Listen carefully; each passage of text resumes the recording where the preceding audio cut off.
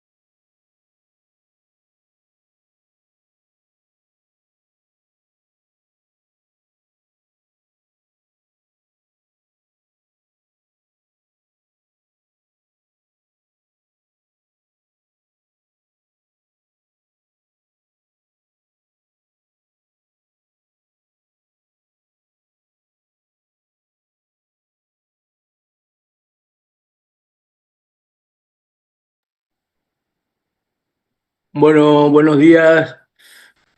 ¿Cómo anda? Hace frío, parece, ¿eh? Bueno, hola Noelia, hola Alejandro, hola Vane, hola Mauricio, hola Eduardo, hola Gilberto, hola Ruth, hola Pamela, hola Arturo, hola Daniela, hola Noelia, hola Vanessa, hola Víctor, hola Sara, hola Micheli, hola Mario, hola Catrini, hola Camila, hola Diana, hola Stephanie, hola Alan, hola Vanessa, hola Samantha, hola Camila, hola Camila otra vez, hola Pac, hola Jazmín, hola Michelle, hola Tamara, hola Dulce.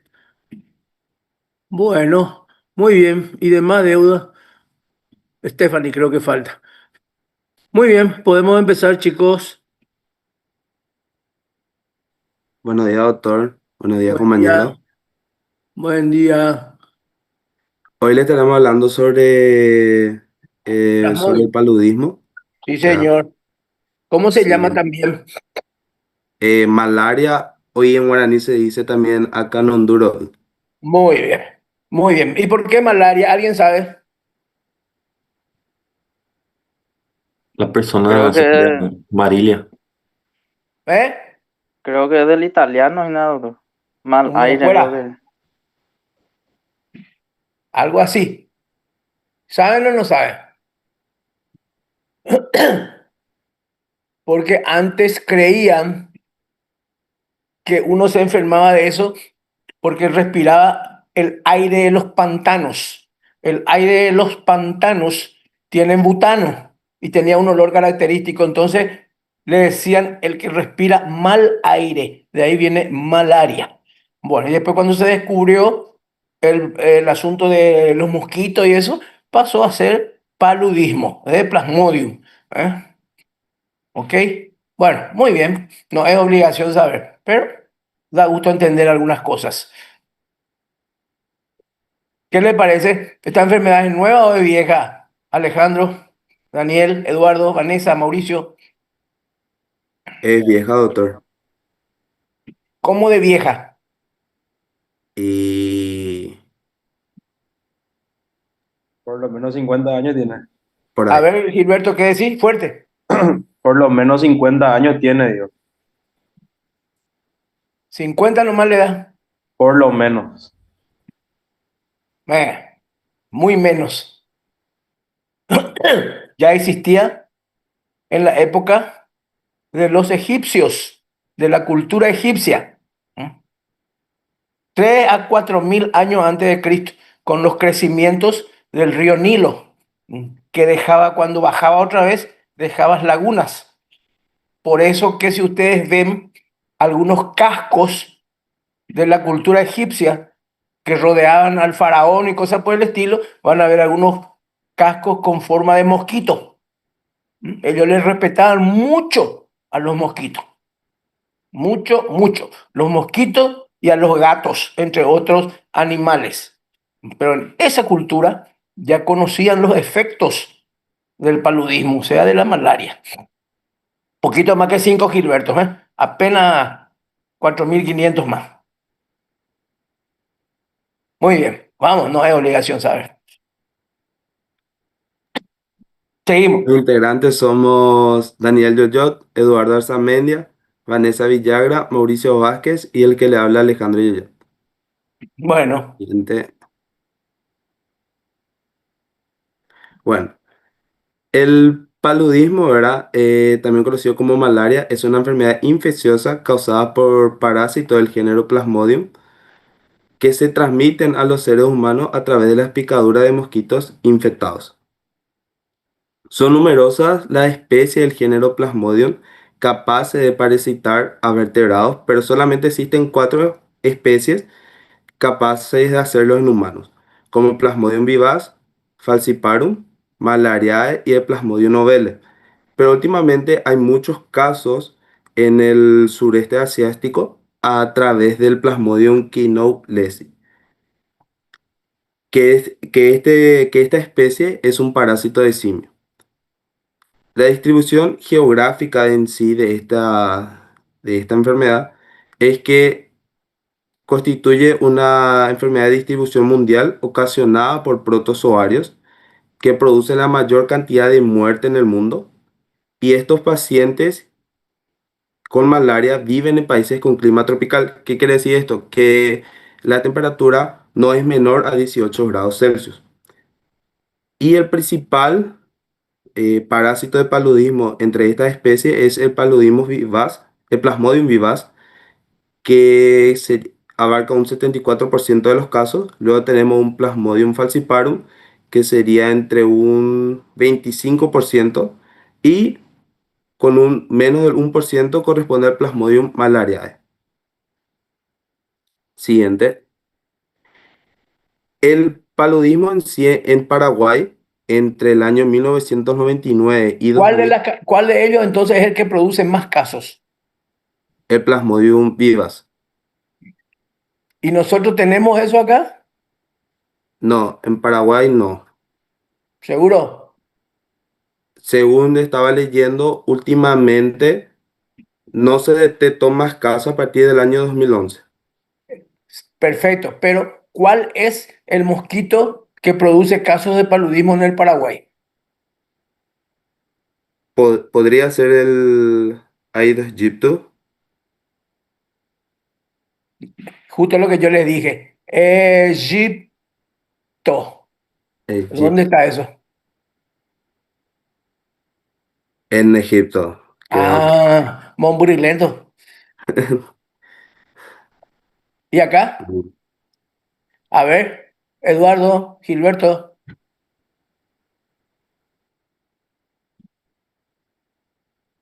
Eso no puede pasar. Tenemos que saber cuál es el que produce acá. Anófeles puede ser, doctor. Bueno, la familia de los anófeles son los cuatro.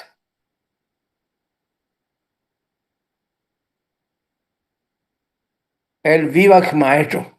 El Viva es el que producía en el Paraguay. Ahora estamos libres de paludismo. ¿Eh? Lo que habíamos hablado hace dos clases con respecto al CENEPA.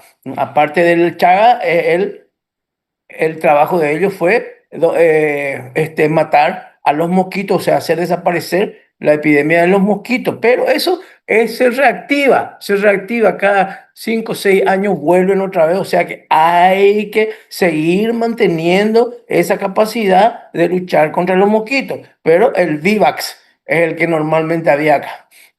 Si yo encuentro un ovale, lo cual ocurrió hace más o menos 10 años, le pregunto al señor, ¿vos estuviste viajando? Y ese señor que tuvo ovales acá hace 10 años más o menos, me dijo, sí señor, me fui a hacer puente a Egipto y ahora estoy viniendo, hace 3 meses que vine. Ah, ah, Fíjense todo lo que sirve hablar con el paciente. Estaba con un feroz paludismo.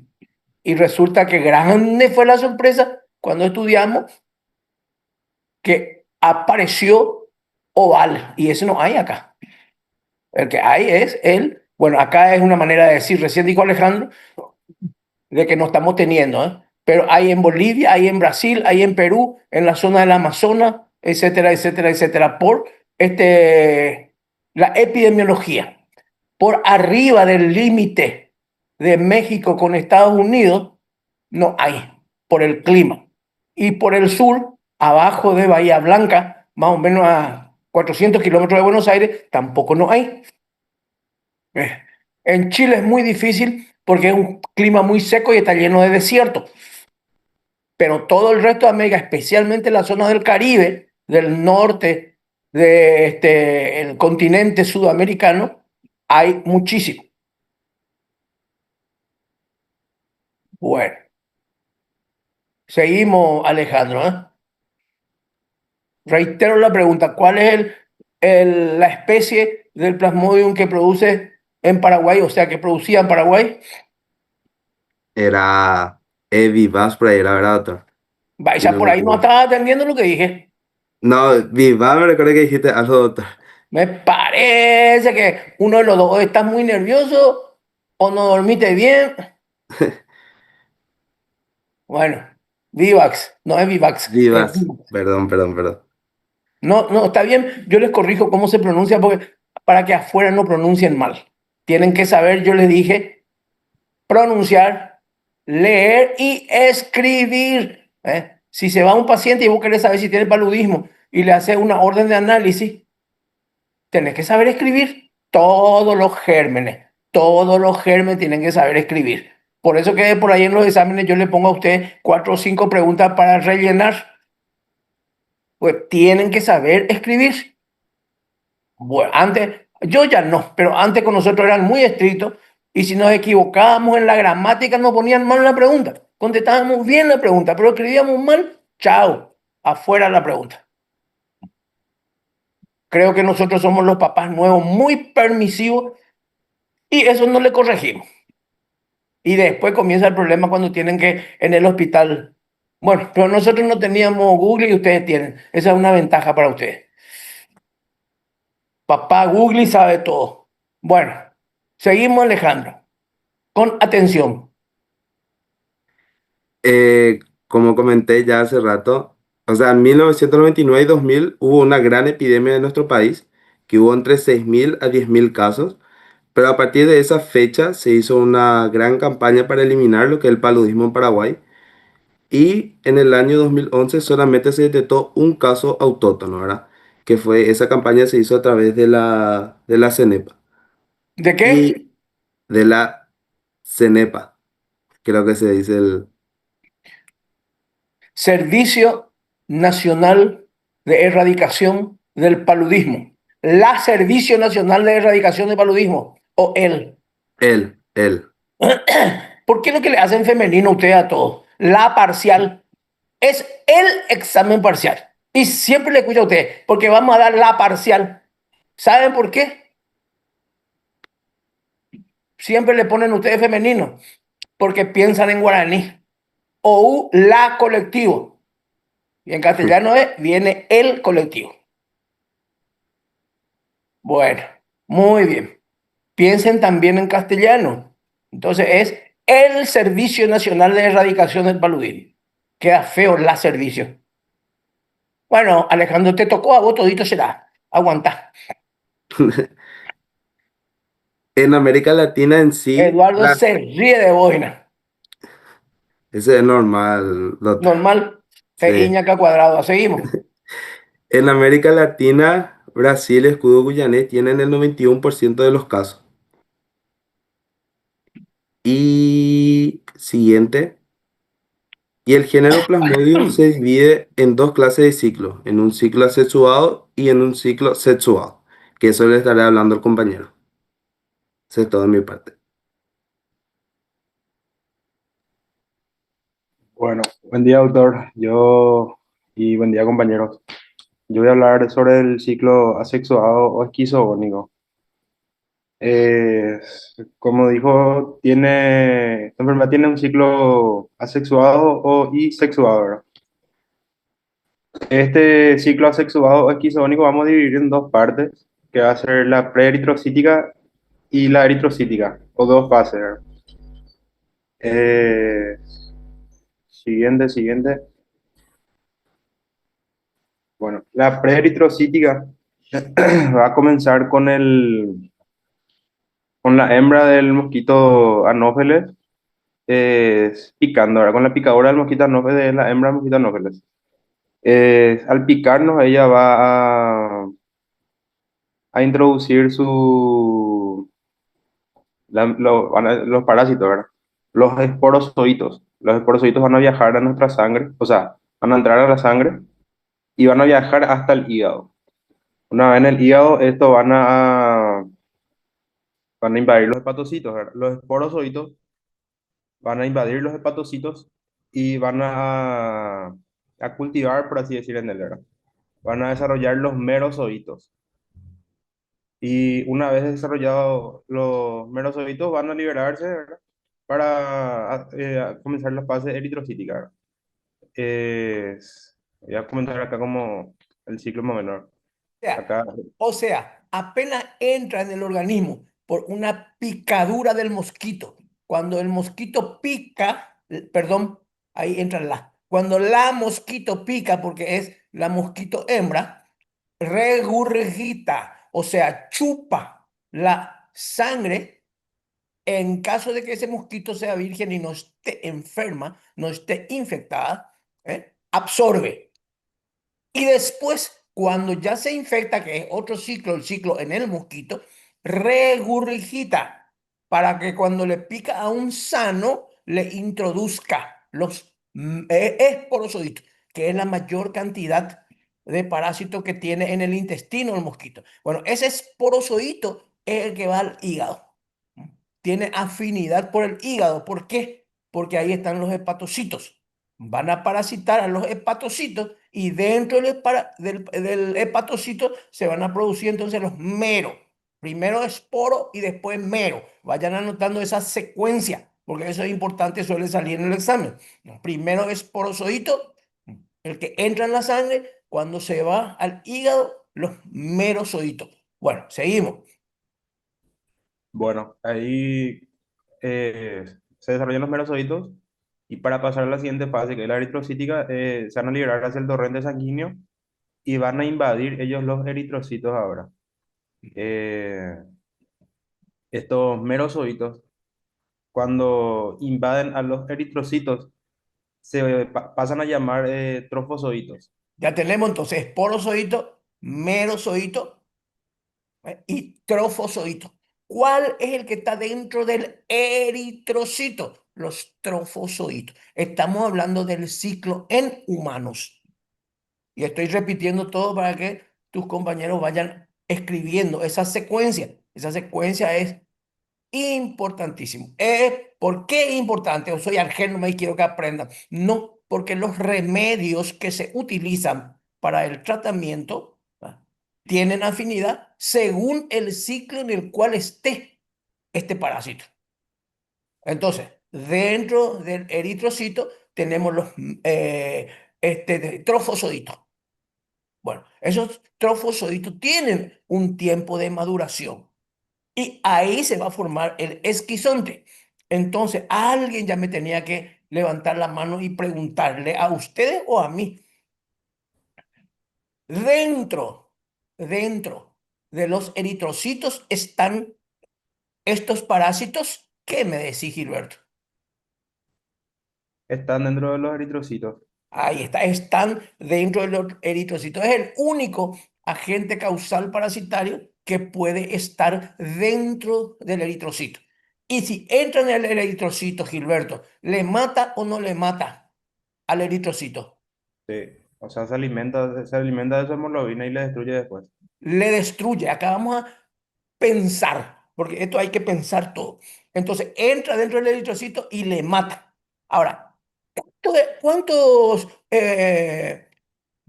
merozoitos o cuántos trofosoditos están en tu corriente sanguínea?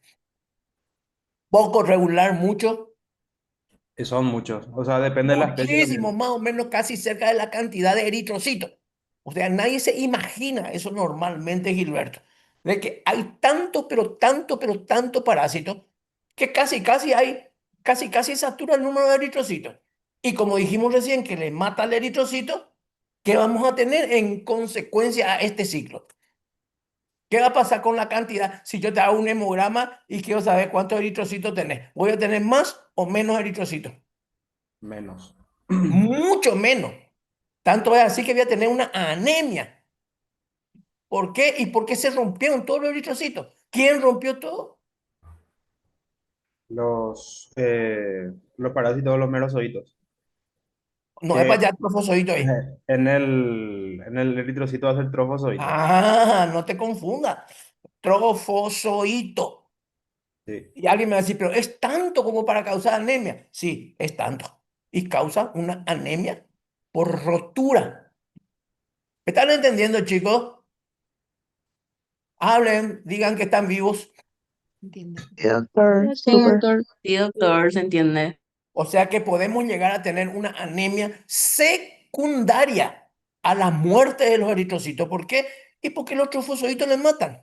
Si tenemos hasta llegar a tener una anemia, todos los cuerpos van a quedar rotos. Entonces vamos a tener también aparte una hemoglobinemia, que después vamos a ver qué es a lo mejor si es que me explican. Bueno, ese es entonces el ciclo. Es prosodito, merosodito y dentro de los eritrocitos se va a llamar trofosodito. Este trofosodito va a entrar dentro del eritrocito y lo va a matar al eritrocito. Lo que pasa es que la gente no se imagina la cantidad que hay. Creen que porque el mosquito es chiquitito y su saliva es chiquitito y entran un poquitito microgotas. No, una vez adentro se multiplica exageradamente. Bueno, seguimos. Bueno, voy a volver a repetir para que quede claro esa parte de merozoito y trofosodito porque confunde mucho. Y voy a aclarar también lo que es el esquizonte y agregar algo más que el hipnozoito. Ajá. Bueno, acá entonces, paso uno, vamos a decir así, bien picadura, ¿verdad? Van a viajar los esporozoitos por nuestra sangre hasta llegar a nuestro hígado. Ahí van a invadir los hepatocitos y ahí van a, o sea, esporozoito más hepatocito va a ser merozoito. Bueno, ahora este merozoito que se libera para que entre al eritrocito se va a llamar trofozoito. O sea, merozoito más eritrocito es igual a trofozoito. Ahí ya no nos confundimos más, ¿verdad? Y el esquizonte, que Ojo que el ahí ya hay otro ciclo. El primer ciclo es el preeritrocítico. Y ahora voy a estar en la fase eritrocítica. sí, ahí está. Y tenemos que el esquizonte. El esquizonte pues tenemos hepático y eritrocítico. El esquizonte hepático va a ser el hepatocito invadido por el esporozoito, ¿verdad? Eso va a ser el esquizonte hepático. Y el esquizonte eritrocítico va a ser el eritrocito, pero con muchísima, o sea, con en abundante cantidad de trofosoditos ya. Eso nada más el esquizonte. Bueno, siguiente. O sea que se reproduce muchísimo, a una velocidad tremenda. Por eso se llama taquizoito también. Sí. Taqui mucho, como taquicardia. Seguimos. Acá está el ciclo, este es el ciclo para entender mejor, ¿verdad? Justamente, esta imagen es verde. Acá te pica el mosquito, viaja al hígado, muestra acá. Esto viaja a los hepatocitos que se As va a you limpiar. need understand English, ¿eh? Acá,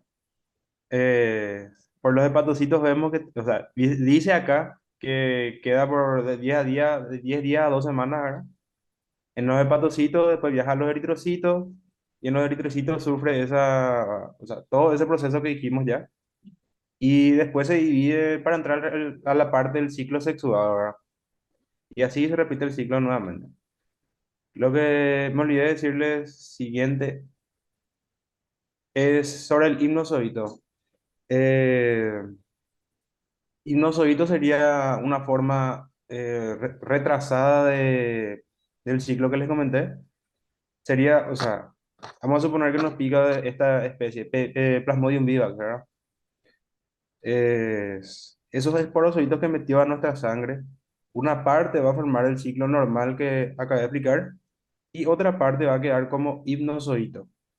¿Y qué es el hipnozoito? Es una forma latente de la enfermedad que en aquel momento no va a quedar, no va a producir nada, va a ser asintomático eso, ¿verdad?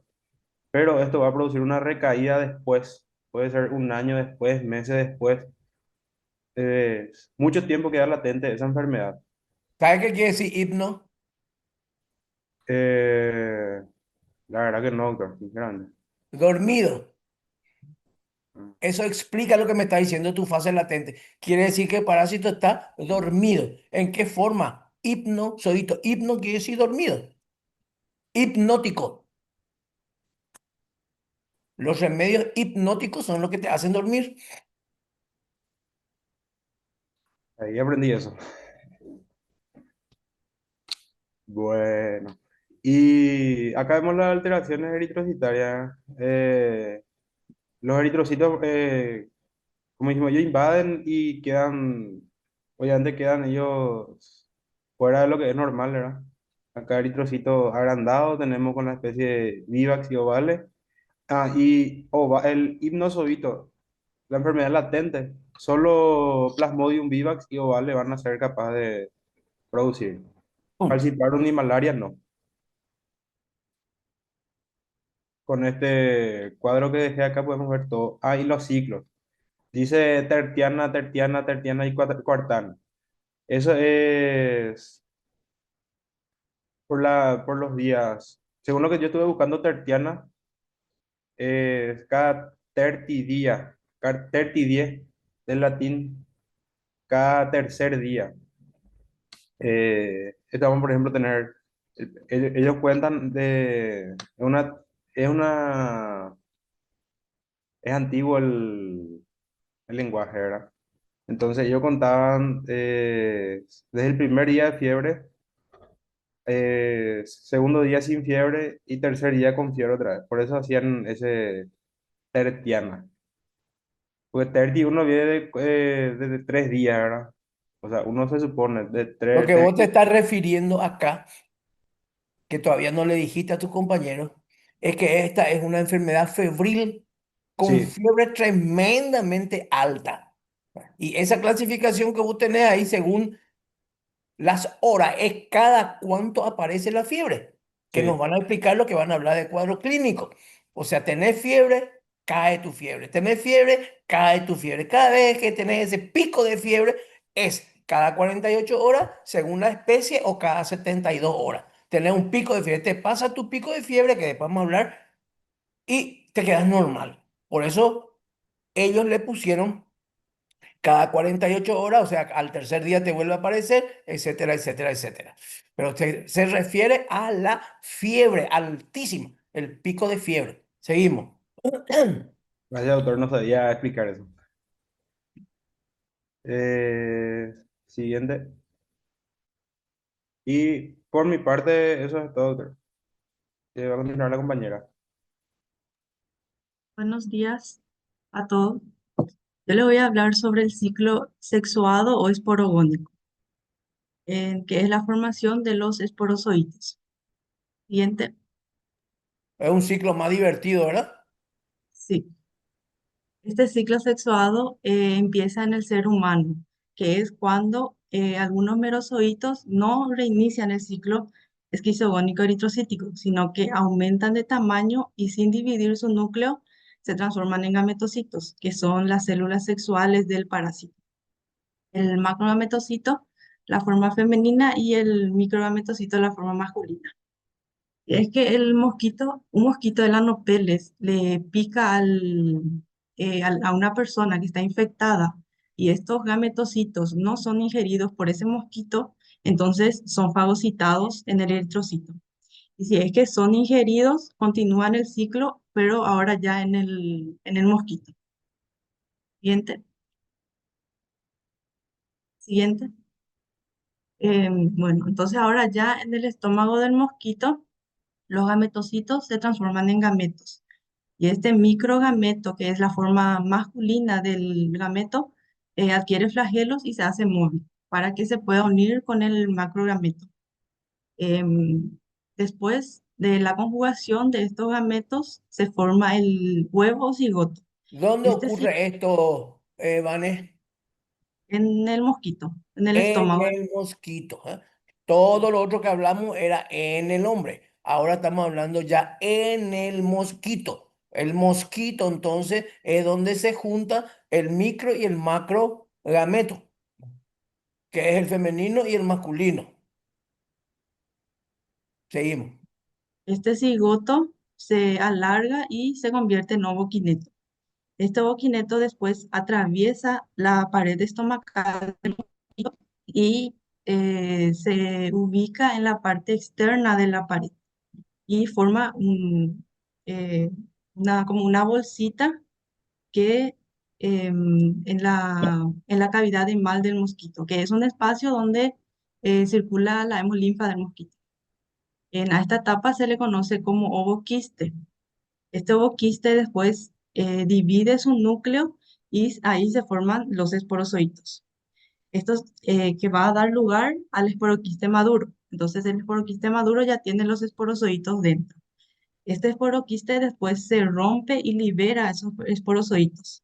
Estos esporozoitos van a viajar por el cuerpo del mosquito hasta llegar a sus glándulas salivales.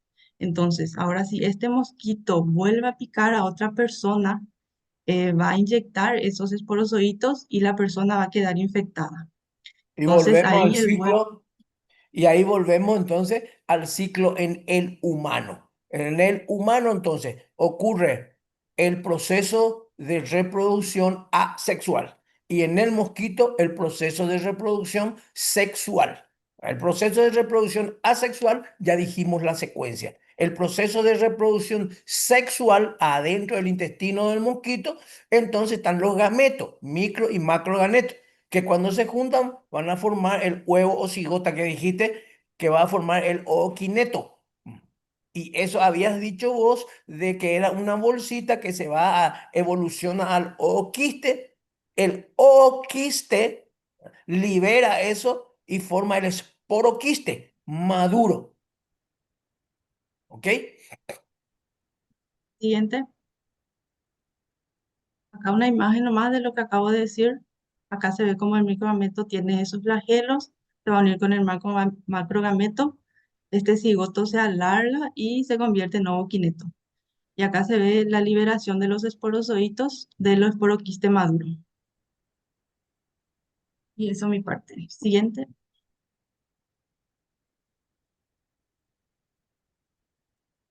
Buenos días, doctor. Buenos días, compañeros. Yo ahora le voy a Hola. estar hablando sobre el cuadro clínico que presenta la malaria. Bueno, Primeramente, era el daño que va a producir la malaria va a depender de la parasitación. O sea que si mayor es el número de parásitos, mayor van a ser el daño que causan estos síntomas. Bueno, primeramente, ¿verdad? Antes de que aparezcan los síntomas, hay un periodo de incubación que suele ser de 8 a 35 días. ¿se Luego, ¿verdad? acuerdan? ¿Se acuerdan de lo que les conté del ingeniero este que se fue a Egipto? Y yo les dije, más o menos cerca de un mes después de venir, y nadie le preguntó eso. Tenía fiebre, fiebre, fiebre, fiebre, y nadie le preguntó, nadie pensó en paludismo, por eso no le preguntaron dónde estuvo antes, ¿verdad? Por eso, justamente, pues yo le dije que al mes más o menos empezó a hacer su cuadro, y acabó tener de 8 a 35 días. Nadie creyó importante preguntarle, ¿verdad? ¿Dónde estaba vos y qué hacía hace un mes? Nadie le preguntó. Y todos le trataban con faringoamigdalitis y le daban antibióticos. Y mientras eso evolucionaba, hasta que me llegó, le pedimos un hepatograma y estaba destrozado su hepatograma. Le pedimos su hemograma y prácticamente no tenía sangre. Ahí está donde uno piensa eso. Por eso que hay que hablar mucho con el paciente. Se van a aprender en semiología, pero la doctora Santa Cruz ya le explicó a usted historia clínica. Hablar con el paciente, hablar con el paciente. Y aparte el compañero ya le dijo, esta fiebre que estamos hablando, que va a aparecer como síntoma cardinal, el más importante, tiene su secuencia. Tiene un día fiebre según el mosquito que le picó y al segundo o tercer día va a volver a tener ese pico. Y mientras tanto, entre epicrisis y epicrisis no tiene fiebre. Tiene fiebre, se tumba. Después vamos a ver qué otras cosas tiene, vos vas a explicar. Pero entre fiebre y fiebre el tipo se fue a la esquina a jugar vóley porque se sentía súper bien. Bueno, seguimos. Y los primeros síntomas ahora que aparecen ahí, malestar general, gran dolor de cabeza, náusea, vómito, ¿verdad? Y la estrella acá es la fiebre continua que vamos a estar viendo ahora. Bueno, Siguiente, ahí está. Como dijiste, doctor, ¿verdad? La característica, el signo cardinal en este caso es la fiebre, ¿verdad? Que tiene un ritmo, ¿verdad? Que asciende y desciende. En este caso se menciona que por la media mañana más o menos, ¿verdad? Empieza a ascender la fiebre, ¿verdad? Pudiendo alcanzar hasta 39 a 41 grados. ¿Y qué pasa? Con esta fiebre se acompaña un intenso escalofrío o chucho, que en guaraní sería la canunduro, ¿verdad? Nuestro paciente tiene, o sea, si nuestro paciente tiene fiebre alta y ahí tiene frío, ¿verdad? Orgullo popó ahí nuestro paciente. exactamente. Muy bien, muy bien. Acompaña la descripción en guaraní mucho mejor que el castellano. Oriri osunsu, Eduardo. No es opopó, osunsu. Pero, pero, cuando yo he visto el primer cuadro de paludismo en mi vida, estaba haciendo asistencia en Canín de Yu, en Salto del Guairá, y me llamaron porque el señor no podía venir que era el señor camionero. No podía venir porque estaba muy mal, hacía 3 días que tenía fiebre. Y cuando entro en la pieza, veo una cama de metal y le veo a un señor apenas la cabecita, porque estaba tapado con 3 frazadas o 4 frazadas, porque no hay forma que desaparezca el frío, que es el chucho y escalofrío. Y temblaba de frío de tal forma que esa cama se movía dentro de la pieza. Eso es un acanundú. Eso es un oriri o susú. Imagínense cómo serían la contractura de los músculos que se movía esa cama en el mosaico, en la baldosa. Se movía la cama.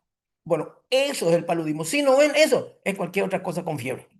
Pero si ven ese tamaño, grado de frío, de temblor, hasta desplazamiento de la cama, está súper bien descrito en guaraní. Oriri o sunsu.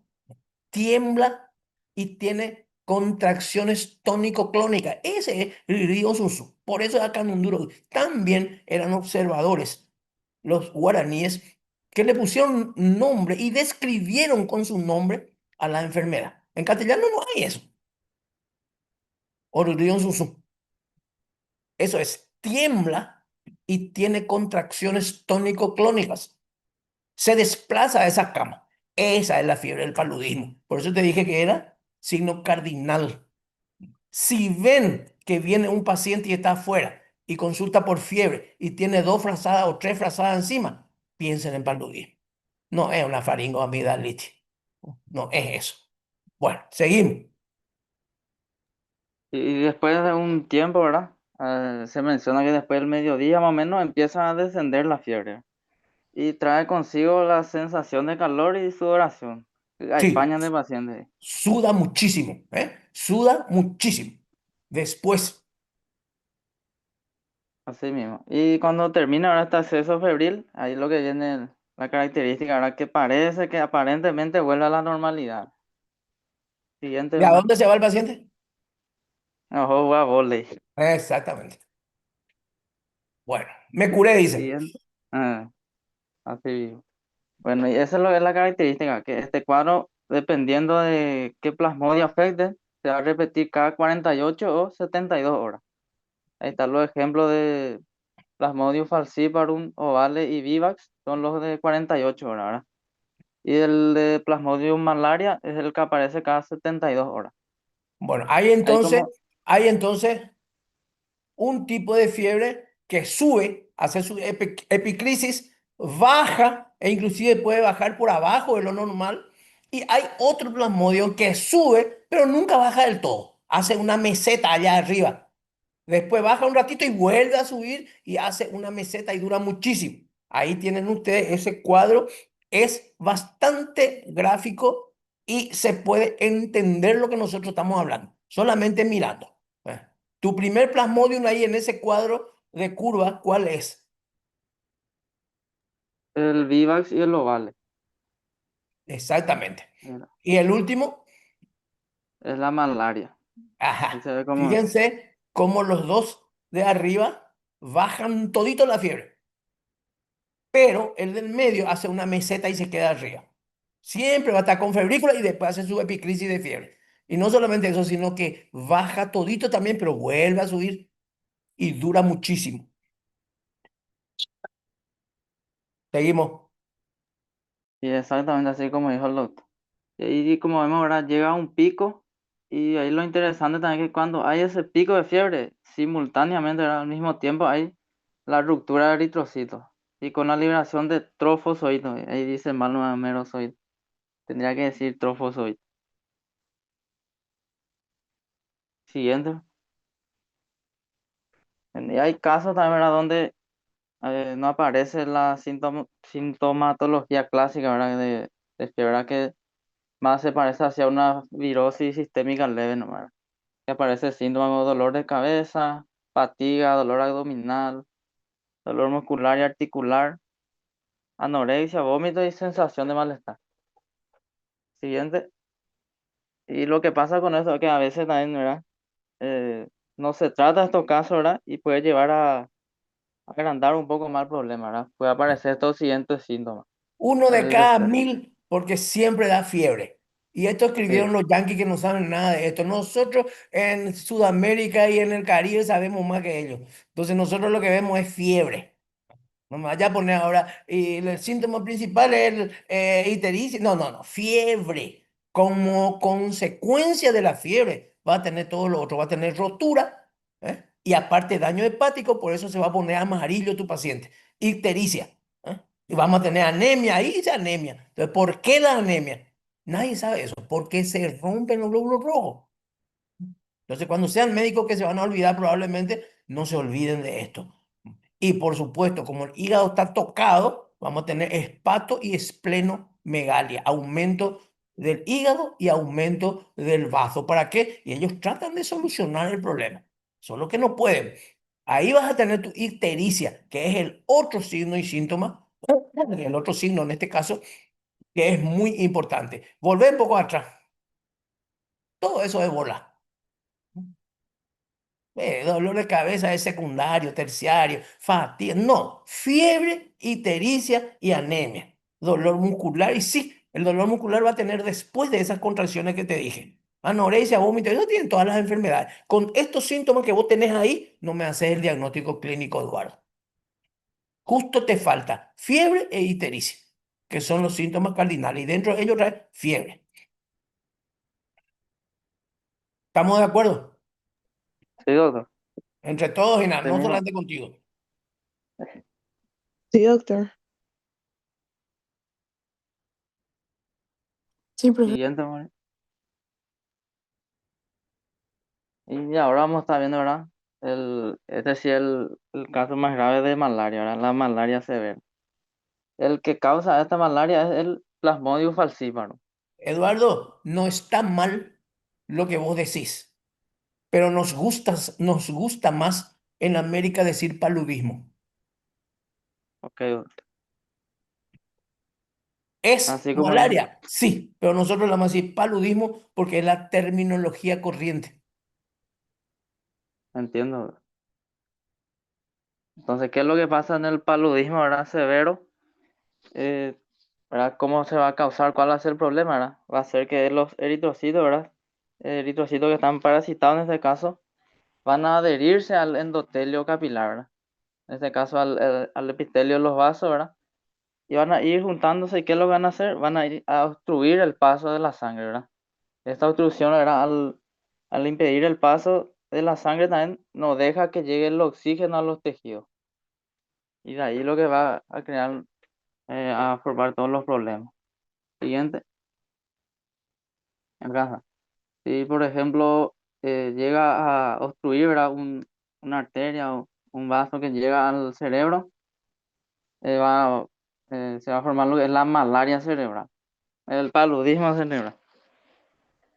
Y esto, ¿verdad? Estos síntomas pueden llevar inclusive a un coma, pueden llevar convulsiones, entre muchos. Si afecta a un vaso, ¿verdad? Que llega al pulmón, afecta al pulmón, entonces causa un edema pulmonar. Puede también afectar al riñón, ¿verdad? Obstruir un vaso ahí y lo, causa una insuficiencia renal aguda. Y entre otros síntomas, ahora también que puede haber la anemia Ahí está, severa. esas son las consecuencias clínicas. Podemos tener derrame cerebral o embolia cerebral. Podemos tener edema agudo de pulmón o podemos tener falla renal. Todo eso entonces como consecuencia de lo que dijiste recién, ¿verdad? ¿Y cuáles son las causas? Eso que está ahí abajo. Anemia severa que hoy ya hablamos. Demasiado, muchos eritrocitos se rompen. Hipoglicemia. Va a bajar tu azúcar por toda esta rotura. Y una acidosis metabólica, eso es gravísimo. Es muy difícil ya salir de una acidosis metabólica. Generalmente la acidosis metabólica generalmente está por falla renal, aunque también por falla pulmonar. Eso habrán visto, aunque sea de paso, en bioquímica. Pero estas son las causas y lo de arriba son las consecuencias. Bueno, muy bien, explícame lo que vos ibas a explicar. Y así como dijiste, ¿verdad? Los otros síntomas, la anemia severa, hipoglucemia y acidosis metabólica. Y en la mortalidad, ¿verdad? Si no son, en los casos tratados, luego es 10 a 20% mortal, luego ya, ¿verdad? Entonces quiere decir que es muy grave este paludismo. Y si no es tratado, es casi 100%, ¿verdad? Que te va a llegar a la mortalidad, a la muerte. Eso es todo en cuanto a mi tema. Doctor, quiero agregar algo más de lo que dijo él hace rato. Me perdí nomás porque estaba atendiendo también lo que él dijo. Por una parte dijo que se libera trofosodito y el trofosodito no se libera. Está bien merozoito. Cuando ocurre la ruptura del eritrocito sí se liberan los merozoitos. Sí, señor. Eso no más. No, está bien, muy bien tu entrada para recordarlo, pero creo que dijimos algo de eso. Está bien, no importa, muy bien. Si se dice dos veces, mejor todavía. Por eso que yo siempre le digo, pregunten. No importa que tengamos que repetir, pero son conceptos que se quedan. Bueno, ¿quién sigue? Yo sí, doctor. Acá te quiero ver. Bueno, ahora vamos a hablar de las pruebas diagnósticas para la malaria, que se dividen principalmente en métodos directos, ¿verdad? Que detectan el parásito o su material genético, y los métodos indirectos o serológicos, que detectan los anticuerpos y son menos útiles, por ejemplo, en el diagnóstico de los casos agudos. Entonces, ahí está. Bueno, entonces los métodos directos, como dijimos, tenemos el examen directo con microscopía por gota ¿En gruesa. qué momento de la enfermedad, Mauricio Vázquez, vas Sí, a utilizar los métodos directos? y estos métodos directos se utilizan principalmente en ¿cómo se dice? Cuando el estado de la enfermedad no es la parte aguda, principalmente, porque ahí no se presentan casi, ¿cómo se dice? No Espera, se espera, presentan que, casi espera, que, efectos espera, que, respiratorios. espera, que. Decí bien al revés y vas a acertar. Tenés razón, se utilizan cuando es en los casos agudos, ¿verdad? Cuando Sí, está yo presente sé que vos principalmente. sabés, no pensás nomás. Cuando están ¿Qué es lo que presentes vos buscás con el método directo, Mauricio? principalmente el parásito. Busca el parásito. Sí, Entonces, cuando hay sintomatología en el periodo agudo, lo que vas a encontrar sí, parásito. sí, no O me sea, confundí. para que nosotros aprendamos, vos no quisiste engañar y dijiste bien al revés. Está bien, seguimos. Bueno, entonces el examen directo con microscopía, ¿verdad? Que se utilizan la gota gruesa y el frotis, que sería para identificar la especie de Plasmodium, ¿verdad? Y la gota gruesa que sería más sensible y detecta incluso bajos niveles o números de parásitos. ¿Sabe Y, cómo se hace el de la gota gruesa y el del froti? y no sé realmente bien, pero sé que se ponen más sobre la placa esa, ¿verdad? Y después, ¿Qué se pone sobre la placa a la mano? no, la gota de sangre. Pues bueno, tenés que decir, pues, Ah, y goteas sobre el vidrio, sobre el ujú, portaobjeto, una gota de la sangre. Y después removes con un palito, con un escarbadiente o con una pinza, removes hasta que coagule. Y cuando coagule 2 o 3 minutos, entonces ahí se ve, miras al sí. microscopio y vas a ver cómo se mueven los parásitos. Sí, Como bandera, se mueven los parásitos en tu campo, ¿verdad? Ese es sí. gota gruesa. Y el frotis ya saben, capaz que alguien le habló de frotis en el laboratorio, que es cuando vos haces también gotear la sangre en el portaobjeto y con otro portaobjeto que lo tenés formando un ángulo de 20 grados, estiras, estiras y se forma una fina película de sangre. ¿Mm? Ahí con eso también se pueden ver los parásitos. Ese es en el momento que hay los parásitos, en el Mm, periodo agudo o en el periodo de calma. el periodo agudo. Periodo agudo. Muy bien. Acuérdense que yo le dije que los de Cenepa andaban, hasta ahora andan en una moto y tienen una mochila y ahí llevan los elementos para hacer gota gruesa. Ellos luego ya hacen. ¿Y ellos qué son médicos? No. ¿Enfermeros? No. Es un señor que se le formó. Para que veamos entonces que la medicina no es necesariamente que tiene que hacerse por los médicos. Ellos son personas comunes y corrientes que se les entrenó a hacer eso. Bueno, y mencionamos que la combinación de la gota gruesa, ¿verdad? Y el frotis se denomina estándar de oro. Porque es casi 100% el diagnóstico. Sí. Luego tenemos al PCR, ¿verdad? Que es molecular no serológico y que detecta el ADN del plasmódio. Tiene una alta sensibilidad, especificidad y se usa, por ejemplo, en casos ya más complejos, por ejemplo, en personas que están constantemente viajando o para confirmar especies raras. Luego tenemos los métodos indirectos o serológicos, que principalmente tenemos a las pruebas de diagnóstico rápido, como las pruebas Mauricio, ¿en quién va a usar ese método indirecto? en esto. Y estos son, por ejemplo, para ya identificar las distintas especies, por ejemplo. Y se utilizan ya para identificar los antígenos, anticuerpos y demás. Ya ¿Ese puede prácticamente hacer el sería personal de para, ese, ese puede hacer el personal de CENEPA que te va a tu casa? es más, la prueba diagnóstica rápida se podría, pero las pruebas de serología como ELISA, eso no. Perfecto. Entonces te toman la sangre y generalmente cuando el paciente viene y te dice, ayer o anteayer tuve mucha fiebre, hoy no tengo nada. ¿Ahí le vas a hacer gota gruesa? No. Ahí ya le vas a hacer los métodos indirectos. O si vivía en el fondo del Chaco y viene 15 días después y te dice, tuve mucha fiebre, pero ahora ya estoy bien, te dice, no tengo más de 2 o 3 días. ¿Qué va a usar ahí? Método serológico. ¿Se entiende eso? Sí, Mauricio, ¿entendés, va? sí, O más o menos nomás. sí, sí, entiendo, bro. Bueno, Bueno, entonces las pruebas de diagnóstico rápido tenemos por ejemplo, las pruebas inmunocromatográficas, ¿no? Que son las que detectan antígenos del parásito, realmente las proteínas del parásito, que son las proteínas ricas en histidina y la Plasmodium lactato deshidrogenasa, ¿verdad? Que son proteínas que contienen las distintas especies del parásito, que están en sangre y nos permiten, por ejemplo, dar un diagnóstico rápido en zonas sin microscopía. Y estos tienen una menor sensibilidad y a veces no pueden diferenciar entre especies. Eh, Luego, ¿verdad? Puedo recalcar acá que esta proteína, la proteína rica en histidina, es la que contiene principalmente el Plasmodium falciparum. Entonces eso nos va a permitir, por ejemplo, nos sirve para diagnosticar, por ejemplo, esa especie en específico. Luego tenemos las pruebas de serología, ¿verdad? ELISA y la inmunofluorescencia indirecta, que detectan anticuerpos contra Plasmodium. No son útiles para el diagnóstico agudo, ¿verdad? Porque los anticuerpos prácticamente tardan en aparecer. de eso estábamos hablando cuando te pregunté. Sí.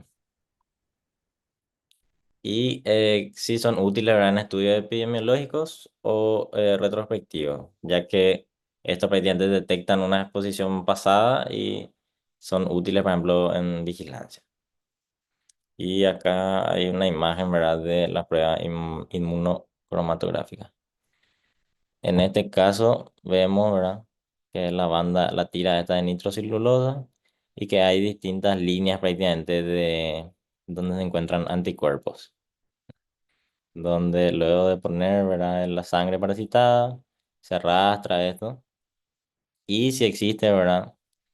Acá muestra, cuando existe la compleja unión, ¿verdad? Entre antígeno y anticuerpo es donde se va a prácticamente ir marcando estas líneas, ¿verdad? Donde están.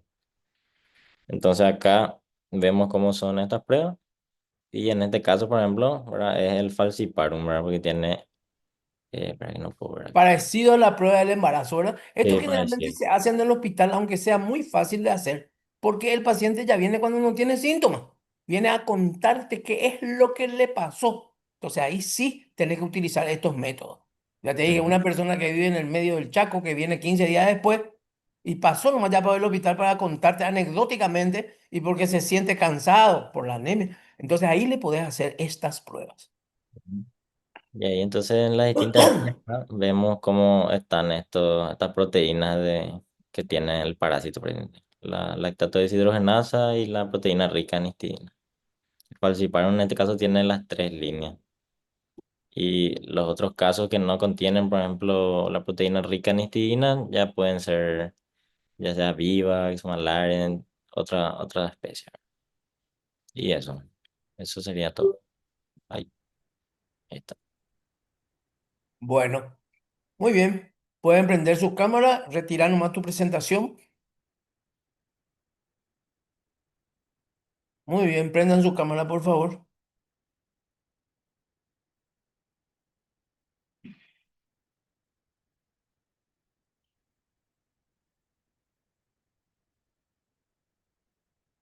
Bueno, muy bien. ¿Qué aprendieron hoy? ¿Qué les gustó? ¿Qué no les gustó?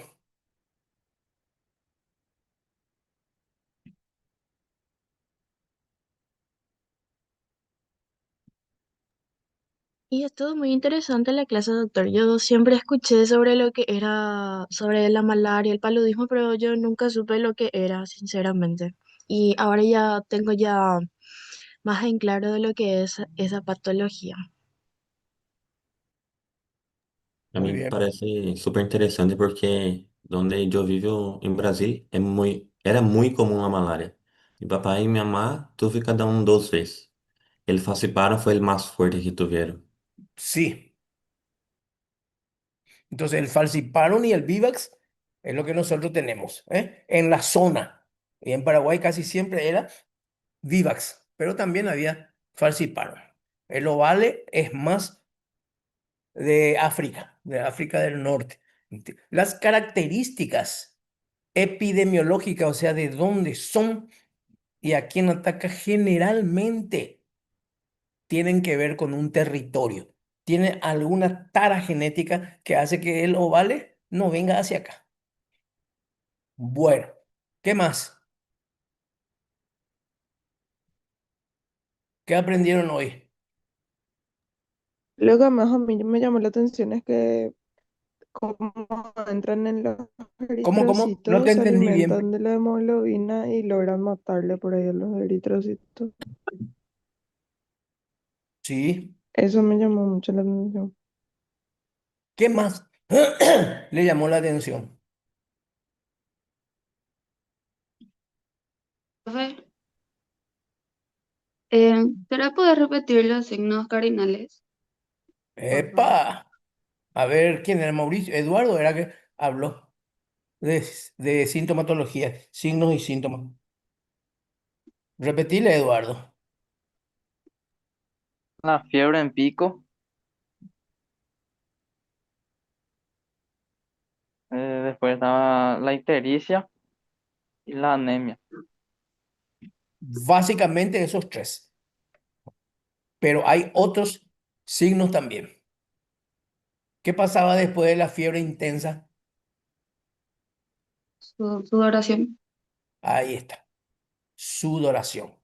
Mm, Profusa, quiere decir que Profe. suda mucho. Se activa la red del sistema nervioso, que es ¿qué? ¿Cuál es la red que se activa? Simpático. Entonces produce muchísimo sudor. Y esto ocurre por rotura de los eritrocitos. A nadie le llamó la atención que cuando estudiaron histología, más o menos ustedes se dan cuenta de que los glóbulos blancos, macrófagos y cosas por el estilo podían tener adentro y podían deglutir a las bacterias y compañía, porque estaba hecho para eso.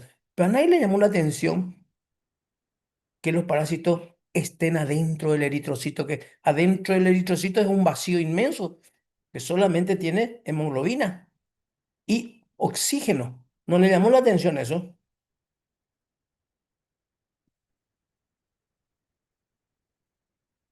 Bueno, Sí, profe. muy bien. ¿Qué más aprendieron hoy? ¿Qué le gustó? ¿Qué no le gustó?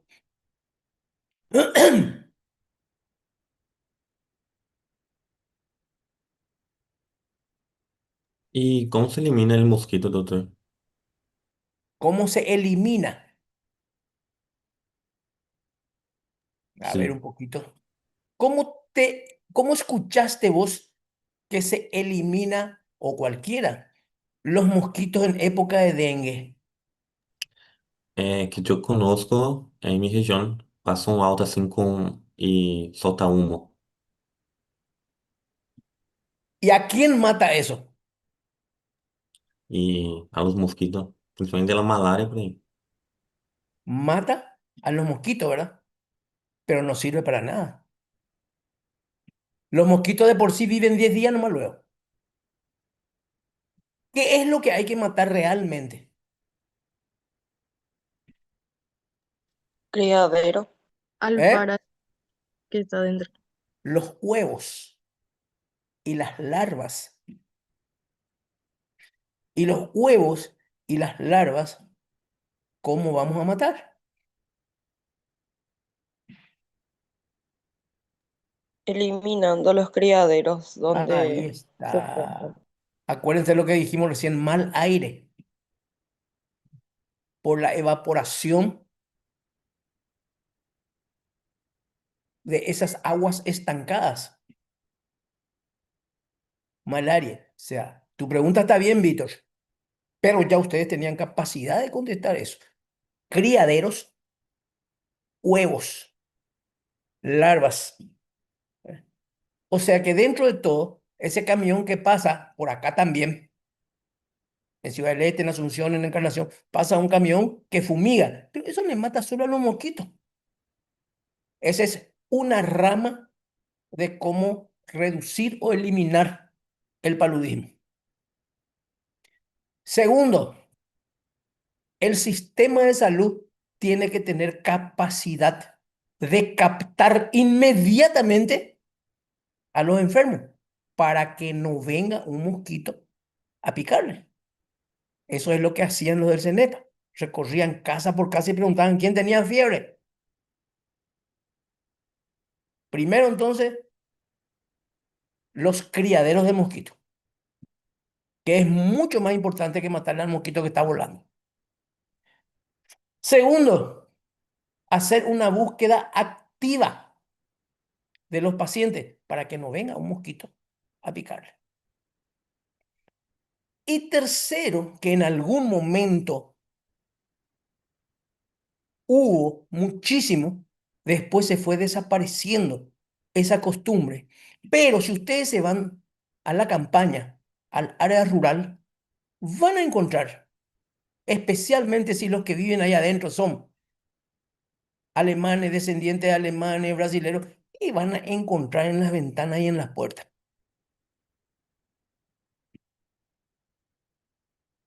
¿Qué les parece que van a encontrar? Rejillitas para que ¿Cómo? no. Tipo, ¿Cómo? tipo Es rejillas. exactamente. Van a encontrar tela metálica.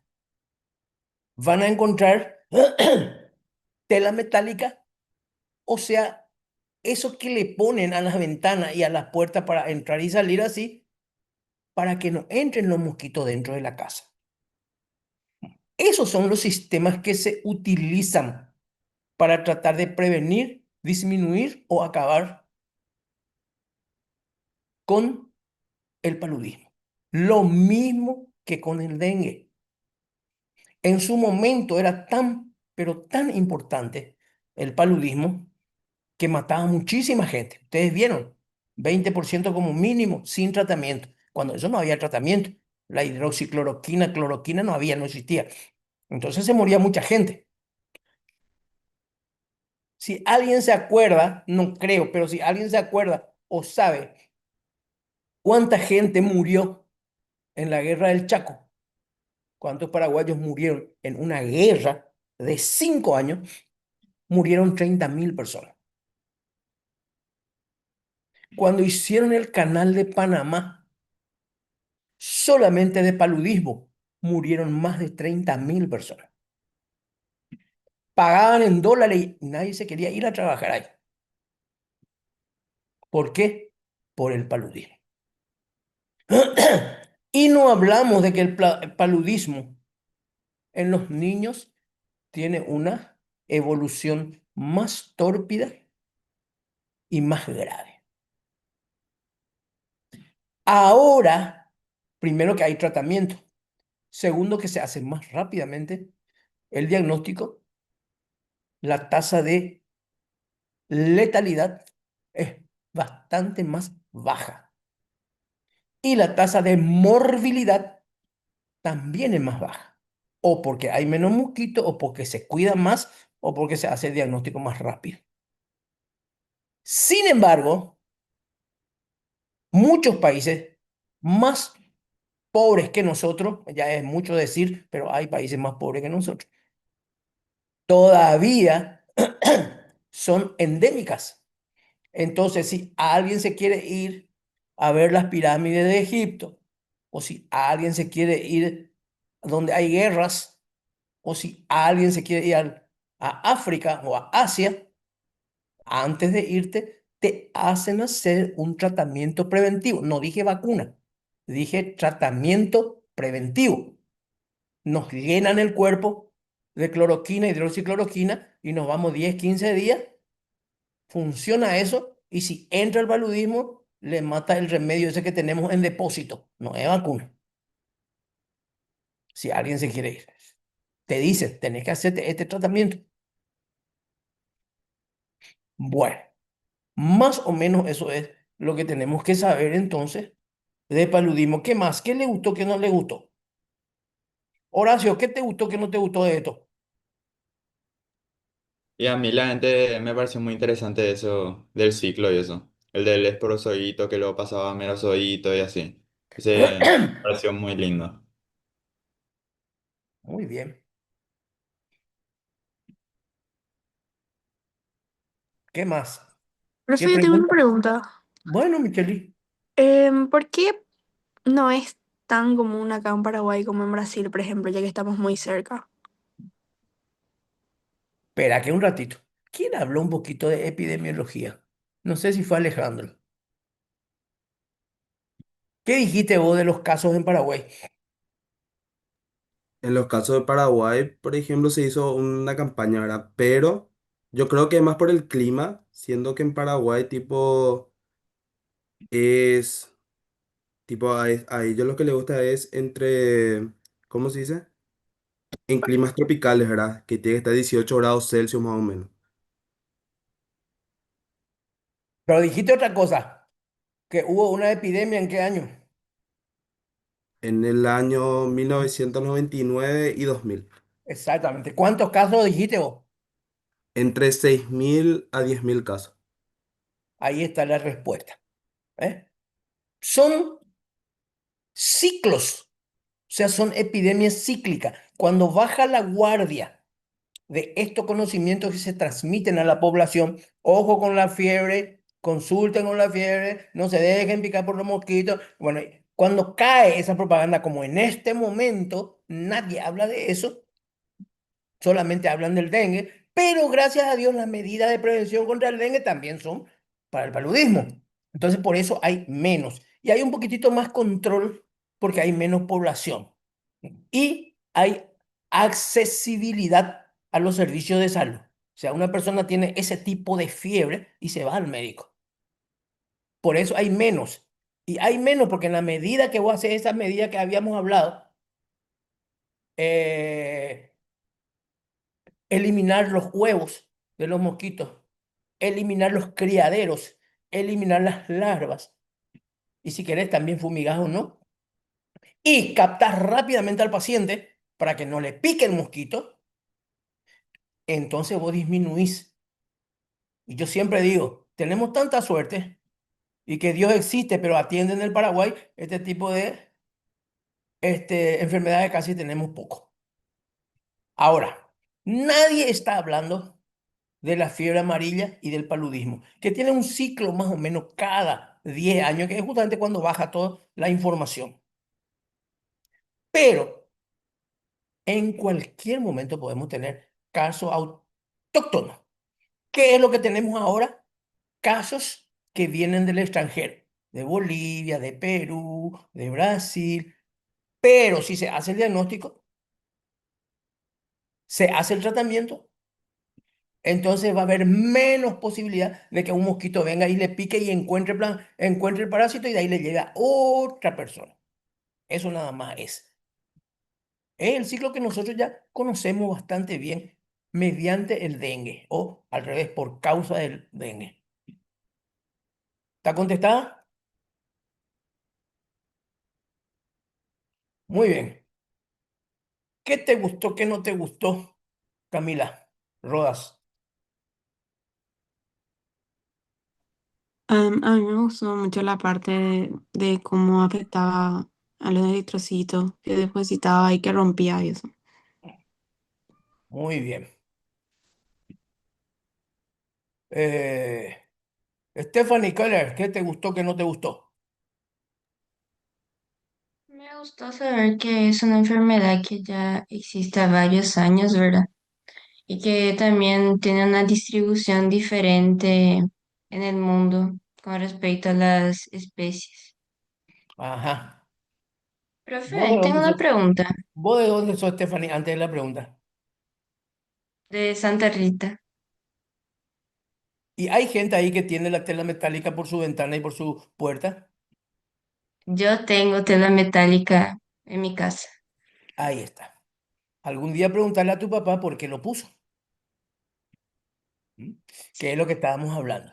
Yo les dije, los que viven en el campo, los que tienen descendencia alemana, brasileña, ellos sí tienen.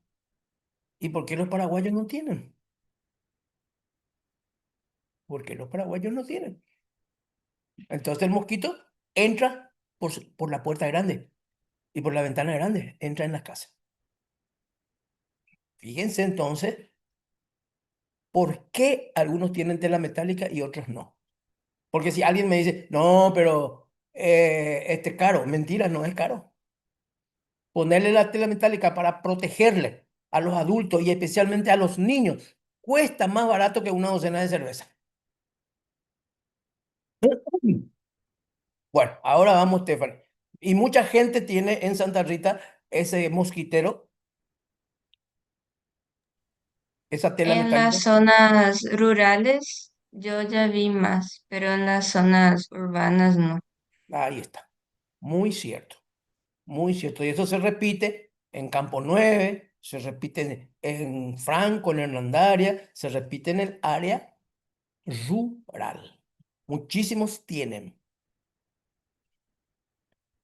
Y antiguamente, como no había tela metálica, los abuelos de ustedes se van a recordar, ustedes les pueden preguntar, abuela, abuelo, ¿usted usaba mosquitero para dormir? ¿Qué es lo que era el mosquitero? Era un velo, un tul que se mete abajo de los colchones cuando uno va a dormir.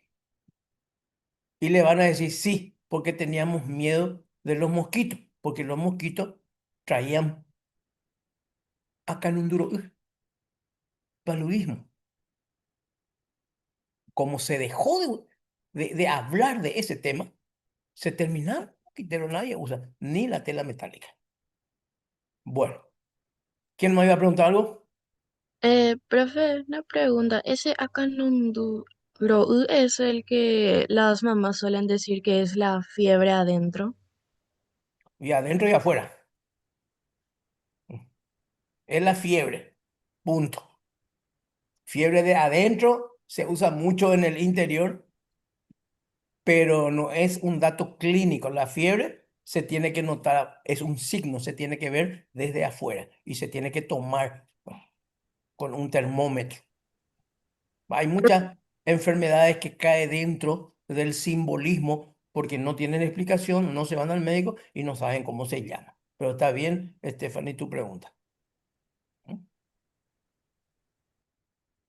Muy bien. Hay muchos mitos que se usan y nosotros tenemos que saber eso. Tenemos que saber. Por ejemplo, el paludismo tiene Puarurú o no.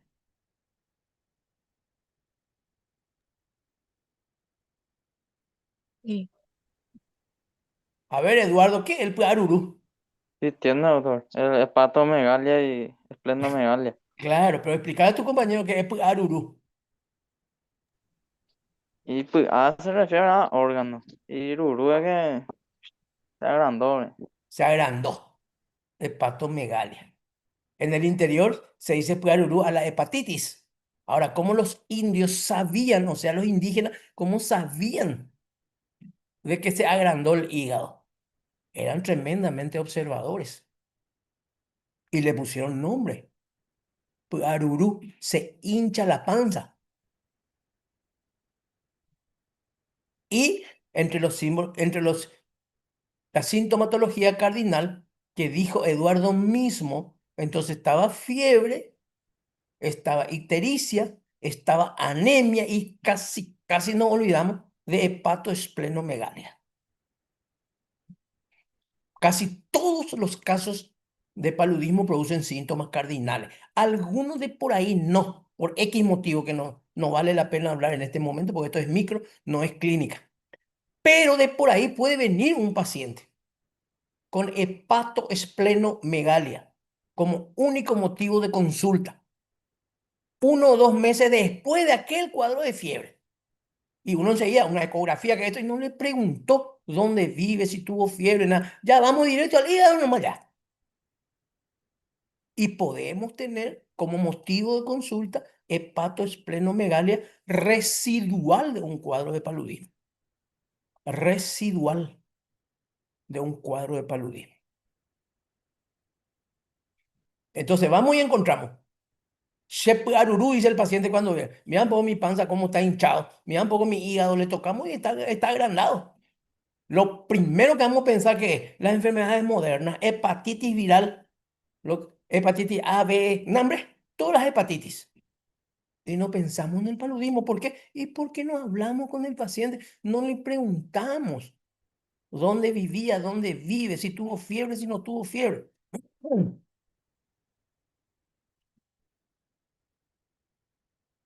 Muy bien. ¿Qué más? ¿Qué más quieren? Profe, Sí, ¿por qué en Asia, tipo, yo viajé a Asia ya y no era obligatorio tener esa prevención para el paludismo, pero claro, sí eran muy estrictos no, con no fiebre en, amarilla? no en todo Asia, Stephanie, ¿eh? Hay países en Asia que son países tremendamente desarrollados. Y ellos hace rato, cuando eran subdesarrollados, ya resolvieron el problema del paludismo. No tienen agua estancada, la gente cuida su patio, la gente cuida su sociedad. Entonces, este tipo de enfermedades no tienen porque ya lo tienen manejado. Tienen otro tipo de enfermedades, tienen muchos cánceres, pero no tienen ya paludismo, no tienen dengue, porque la educación surtió efecto y cambiaron su forma de ser. En América Central, insular, donde están las islas, ¿verdad? Hay una isla que hace mucho que no tiene dengue y la isla de al lado está lleno de dengue.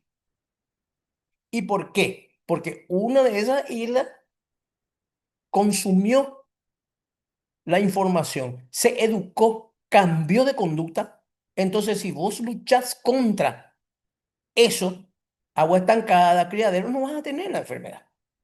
Dos islas que están uno al lado de otro, uno no tiene y el otro sí.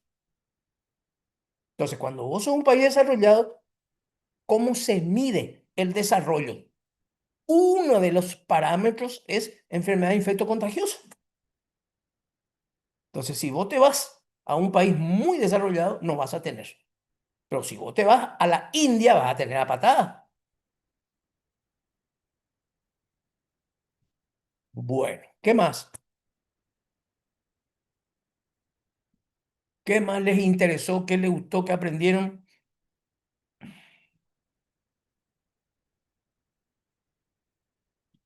Parece que ya saben todo. Vanessa Villalba, ¿qué te gustó? ¿Qué no te gustó? ¿Qué aprendiste? Después, Alan.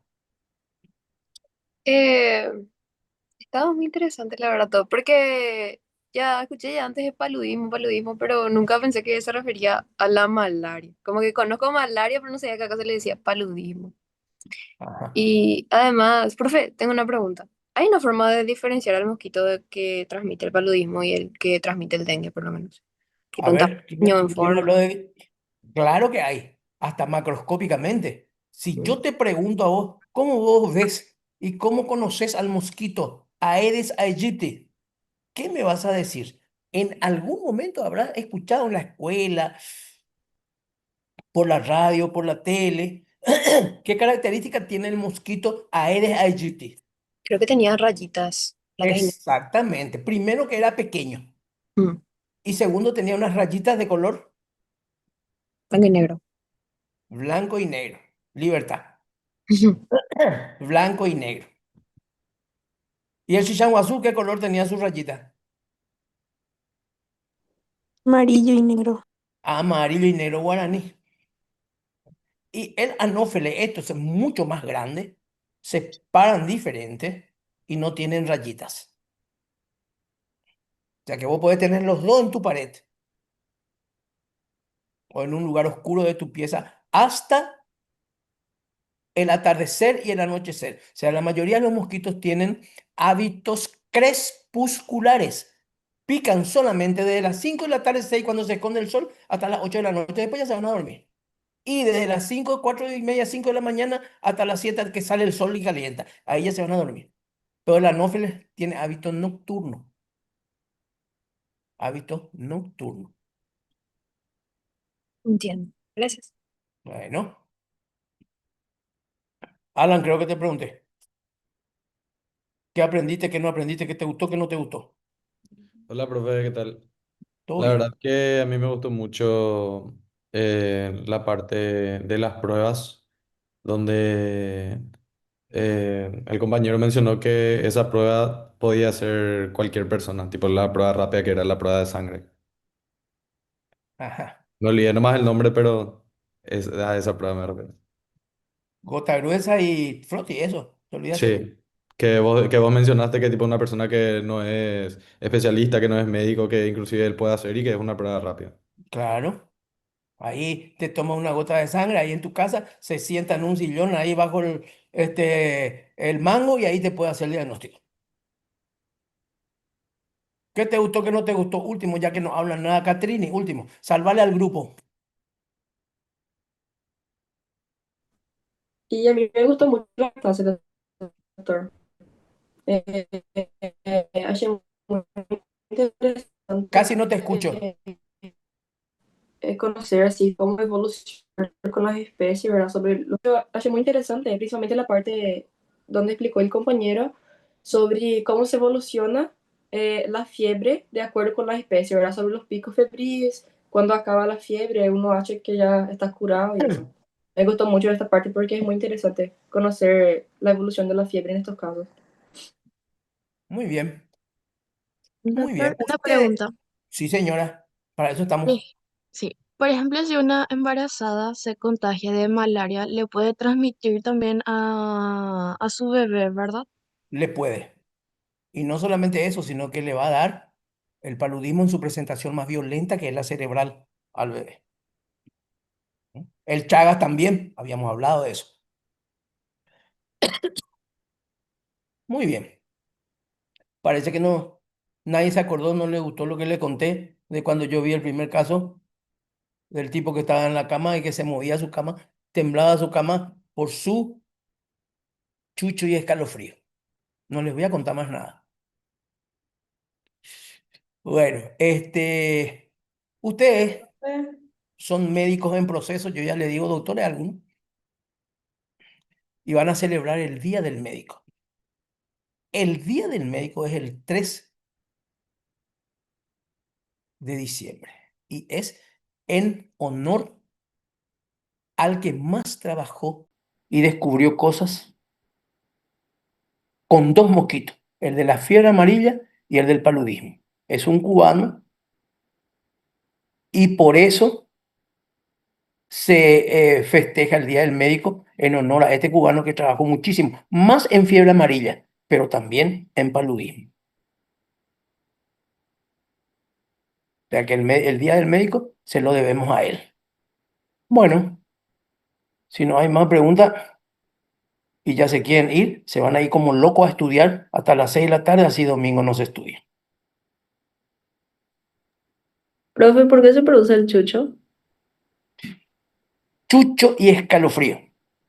Es una consecuencia de la fiebre y la fiebre es consecuencia de la rotura del glóbulo rojo. Entonces eso te produce estimulación, dijimos, del simpático, sistema nervioso simpático.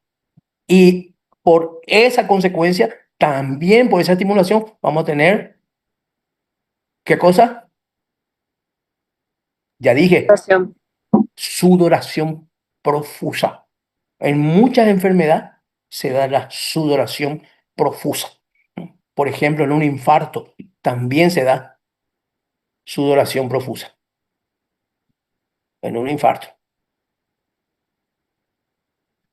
Mucha sudoración.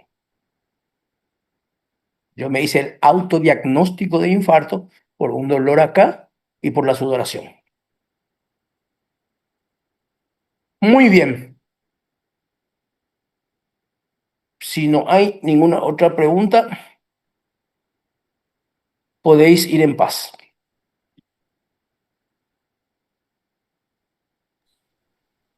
Gracias, doctor. Doctor, Listo. gracias. Chao, chao, doctor.